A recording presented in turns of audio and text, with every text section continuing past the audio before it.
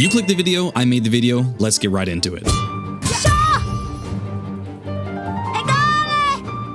I've been known to rank a few things in this game, and today will be no different. We'll be judging these bosses by a number of subjective factors that I will attempt to word as objective truths. Why are you the way that you are? So my opinion becomes the accepted gospel of the Silksong community, thus securing my place on the Olympus of Hollow Knight creators alongside Mossbag and Fireborn. The criteria is simple. Which boss I like best? No. 1. Difficulty. This isn't just a measure of how many bullshit mechanics a boss has, or how much HP Team Cherry loaded up in their Wheaties before launch day, but the factors that force you to learn, adapt, and adjust your playstyle to conquer it. 2. Design. Silksong is a game of rich musicality, gorgeous and inspired designs, and best of all, 3. Lore. If you're gonna tell me that the Savage Beastfly deserves to be here when his impact on the events of the world can be summed up in one sentence of bash his face into walls savagely, you're wrong and completely missing the point. Whoa, joke! And finally, what we're left after slaying them. No, I'm not talking about your empty Kleenex boxes after replaying Stellar Blade for the gameplay.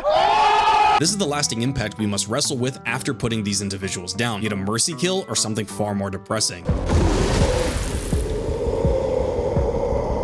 Number 10, Grow the Great. Before you go down and turn my comment section into the living embodiment of bile water, let me explain. Grow the Great is the definition of lore explaining gameplay. If Blighttown wished that it was a real boy, this is exactly what it would be, and genuinely, he's perfect for that. It is no accident that everything about him is a rage bait nightmare, because that's exactly what he and his tribe of Stillkin needed to become, as a result of the Citadel's transgressions. Think his run back is awful? You're right. Check out the big brain on bread! And that experience is exactly what both he and Team Cherry would have wanted, because the Stillkin and Grohl wanted no further interference from the Citadel. Muck Maggots became your least favorite mechanic? Good! Everything about that place is the perfect reputation of vitriolic hatred that toes the line perfectly between I needed to monitor and perfectly balanced. The reason he makes it on this list isn't just because he betrayed a snail shaman and uses the vengeful spirit from Hollow Knight, and it's not because he does anything particularly spectacular in his fight. In fact, his main mechanic of eating you can actually be turned into a positive during his battle, but it's the lasting memory and worldwide uproar at his perceived levels of bullshit that sparked thousands of videos, Reddit posts, and discourse about the game. Almost everyone had a unique experience with this area, with Grohl, and that's why he's my number 10.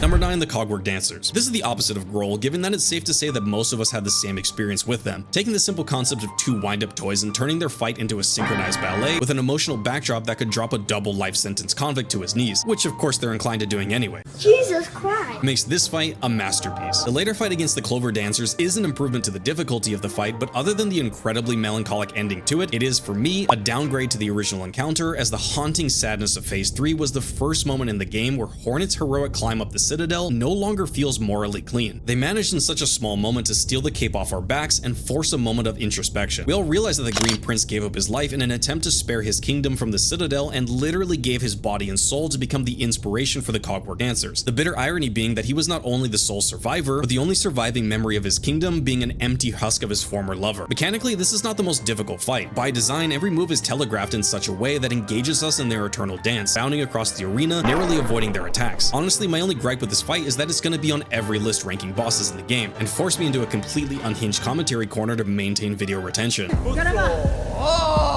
Number 8, Shrine Guardian Seth. Oh boy, we have officially entered dangerous waters, because anything I say that detracts from this wonderfully complex boss can be used to condemn me in the comments as the guy who spoke poorly to the memory of the fallen warrior who inspired this character. So let me first say, his role as the Eternal Guardian, who maintains a stalwart duty beyond the fall of his kingdom, was honor-bound in such a way that he doesn't outright attack Hornet, but offers her instead a choice. And of course, being a boss like Lace, who doesn't fall in battle, and after his defeat can be found and interacted with as a friendly and respected warrior. Even taking time to enjoy his life outside of duty, and being infuriatingly good at the flea minigames is all beautifully done, and I think would do Seth proud. Then they made him a teleporting, projectile-throwing nightmare that takes Chakra's secret fight, turns it to 11, and gives him Link's up B from Smash. He's not my favorite boss to fight. He's far from it, actually, and if you've seen my ranking every tool in Silksong series, you'll have rarely seen footage of Seth for a reason, but I can't deny how beautifully his implementation into the game was, as a reasonably challenging enemy that makes me feel less like I'm encountering the threshold of artificial difficulty and more like I've encountered a skill issue.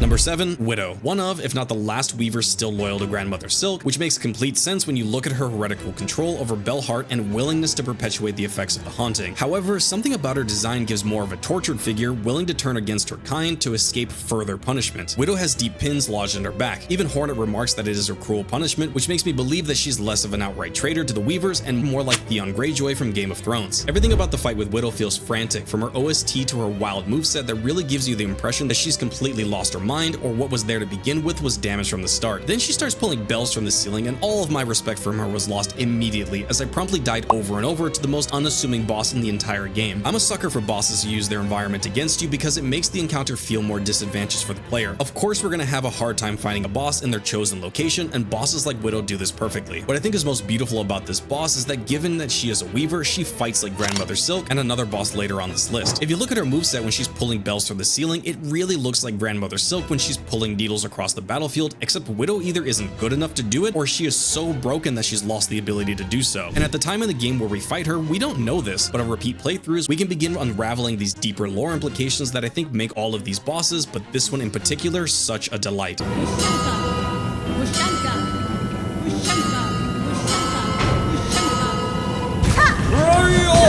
Number 6, Tormented Trobio. I didn't know where to put this musical Beyblade on the list, but I knew he deserved a spot somewhere, and it was difficult for me to choose between his first and second fight. Ultimately, I decided on the Tormented variant you face in Act 3 for 2 major reasons. Okay. One, I'm a sucker for edgelord transformations. Giving theater kid Trobio the Sasuke Uchiha makeover is hilarious and perfectly rounds off his character arc. Once a flamboyant performer who believed art could heal Farloom's decay, Trobio's dreams eventually curdled into obsession, and his need for applause twisted him into the tormented shell we face now. He's not just performing anymore, he's reliving his failure in an endless encore trapped on the stage that only he still believes in. Secondarily, his attacks are the perfect blend of unfair bouncing RNG shenanigans that create nearly undodgeable murder fields mixed with tiny moments of levity that allow you to regain control and tempo of the fight. In layman's terms, this feels like a real theater performance with the natural ebbs and flows and moments to breathe. Sure, I'm a little salty that he hard counters my throw tax and run away strategy, and sure, being a repeat killed by "If the 4th of July was a boss" stops being funny after the first time, but I can't say I ever got tired of him screaming out,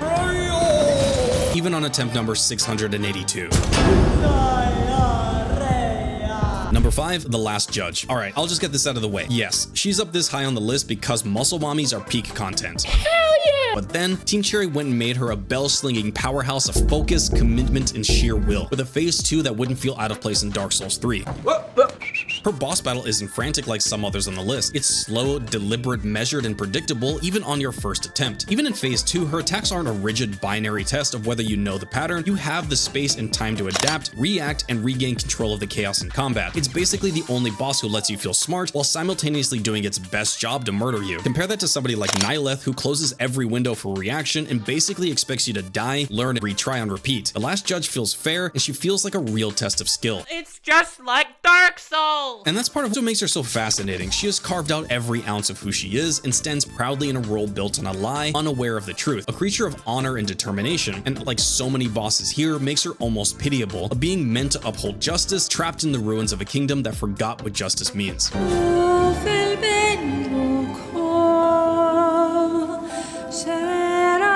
Number 4, Phantom. Pairing their way on the list is Phantom, who stole my attention immediately when their organs started singing. This gave me Davy Jones vibes and absolute chills as we traverse the inner workings of their exhaust organ, which now in the editing room only occurred to me how awful that sounds. Obviously, this character is a reference to the Phantom of the Opera, with a shattered mask and affinity for this particular instrument. In fact, their theme, the one you're listening to now, is called the Phantom of the Organ, and by God does it set the stage well for an incredible boss fight. Phantom is a creature of silk, who was discarded by the creator, as many of her creations were, so already we have a vengeful sibling of Lace, and in some distant way, to Hornet as well. Mechanically, Phantom is a boss much like Genichiro from Sekiro that is supposed to teach you an important mechanic, in both cases being, stop attacking like a maniac or you will be punished. Get your ass up. Bosses that parry is one of the coolest archetypes in any game, and Phantom doesn't disappoint, getting slapped back into reality that this isn't just a punching bag with AI, as the sudden realization of you having a skill issue is presented to you with a 2 damage smack to the face is a gameplay loop I will never not enjoy. Number 3, The First Sinner. Let me first say that this is my favorite boss in the game. Do I believe that they are the best boss? No, but overall, lore, mechanics, design, music, emotional impact, this is it for me. That's why he's the MVP! That's why he's the GOAT! The GOAT! There's no other fight in the game that I return to more if I just want to have some fast-paced fun with Silksong. When you first step into Arena, the waves of aggressive teleporting attacks, screen-wide projectiles, seamlessly weaved with active attacks from the Sinner herself, feels like everything the fight with Grandmother Silk needed to be, and everything the fight with Widow could never be. It makes absolute sense that out of every weaver or creature created by Grandmother Silk, the first Sinner takes the mechanics of her fight and masters them completely, as she would be the closest thing we have to prime Grandmother Silk. Looking at the theme that plays during the fight, in-game it's called Widow, but I don't think think this is actually true, and rather some revisionist history done by Grandmother Silk and her fanatical followers. My belief is that this is actually the first Sinner's theme stolen from her time. But I think my favorite thing about the first Sinner is that she in some way represents Hornet without the diverse and rich upbringing her time at Hollownest provided her. The first Sinner is effectively Hornet had she been allowed to grow up hateful and repressed, rather than proud and duty-bound. And through her, we get a glimpse at an alternate universe where Hornet truly embraced what it was to be a weaver. Number 2, Scarsinger Carmelita. How can a single man describe the perfection of this character in just a few minutes? It was perfect. Perfect. Everything, down to the last minute details. I could speak to her being a mortal bug capable of resisting the power of Grandmother Silk's haunting through the sheer power of her voice, or how she alone united the Scar and saved them from becoming slaves to a false god. It would be easy for me to speak volumes to her grace and majesty in the fight, being perfectly juxtaposed against her ruthless and precise efficiency as a warrior, speaking to the command Cherry has over creating the spectacular set-piece boss battles that kick ass. But I as a single man would pale in comparison to letting Carmelita show you what she's made of.